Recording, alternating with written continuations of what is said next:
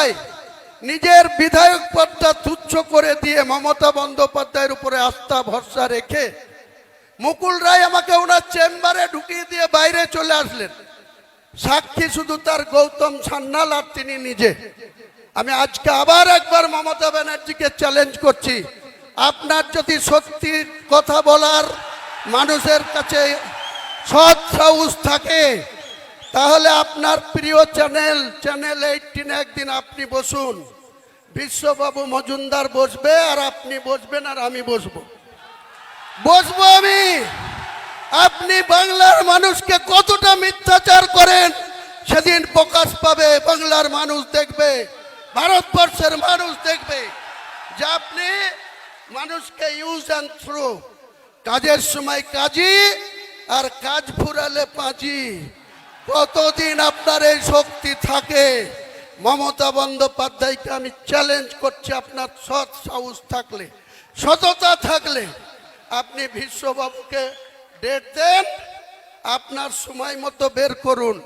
আমাকে ডাকলেই বিশ্ববাবু মেসেজ দিলেই আমি কলকাতায় চলে যাব, স্টুডিওতে বসবো।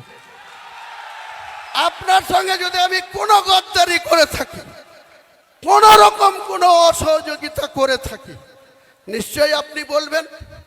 আর আপনি আমার সঙ্গে কতটা মিথ্যাচার করেছেন, কত রকম মিথ্যাচার করেছেন, সেদিন বাংলার মানুষকে একবার নতুন করে আর একবার মনে পড়াবো, জানাবো।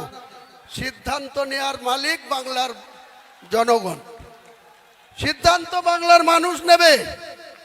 আপনি আমাকে বলছেন গদ্দার। আপনি রাতের অন্ধকারে মালদা থেকে এসে আপনি আমাকে সাসপেন্ড করার কার সাথে কথা বললেন? লালগুলার বিধায়ক মোহাম্মদ আলী,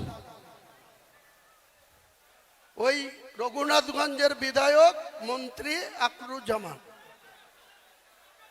মুর্শিদাবাদের এমপি আবু তাহের খান, বহরমপুর পৌরসভার পৌরপিতা নাড়ুগোপাল মুখার্জি, কাঁদির বিধায়ক সাংগঠনিক সভাপতি অপূর্ব সরকার, তাদের সঙ্গে বসে আলোচনা করে বললেন যে হুমায়ুন কবিরকে যদি দল থেকে সাসপেন্ড করি বা বের করে দিই মুর্শিদাবাদের ক্ষতি হবে।